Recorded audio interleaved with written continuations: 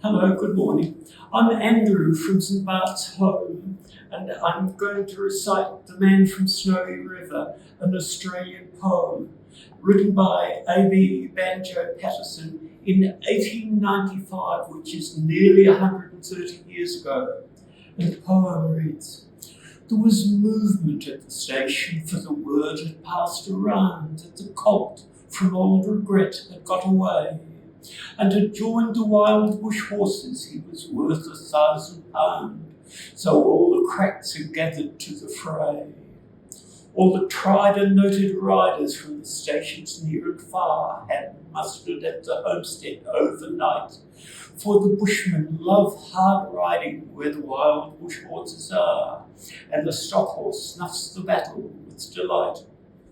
He sent the flint stones flying, but his pony kept his feet. He cleared the fallen timbers in his stride, and the man from Snowy River never shifted in his seat. It was grand to see that mountain horseman ride. Through the stringy barks and saplings on the rough and broken ground, down the hillside at a racing pace he went, and he never drew the bridle till he landed safe and sound at the bottom of that terrible descent.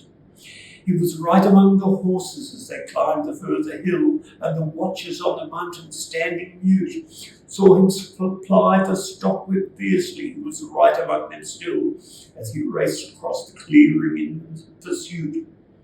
Then they lost him for a moment where two mountain gullies met in the ranges, but a final glimpse reveals on a dim and distant hillside the wild horses racing yet, with the man from Snowy River at their heels. And he ran them single-handed till their sides were white with foam. He followed like a bloodhound in their track, till they halted, cowed and beaten. Then he turned their heads for home, and alone and unassisted brought them back. But his hardy mountain pony, he could scarcely raise a trot. He was blood from hip to shoulder from the spur.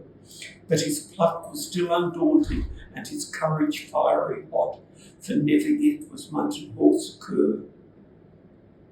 And down by Kosciuszko, where the pine-clad ridges raise their torn and rugged battlements on high, where the air is clear as crystal and the white stars fairly blaze at midnight in the cold and frosty sky, and where around the overflow the green beds sweep its way to the breezes and rolling plains are wide, the man from Snowy River is a household word today, and the stockman tells the story of his ride." Thank you.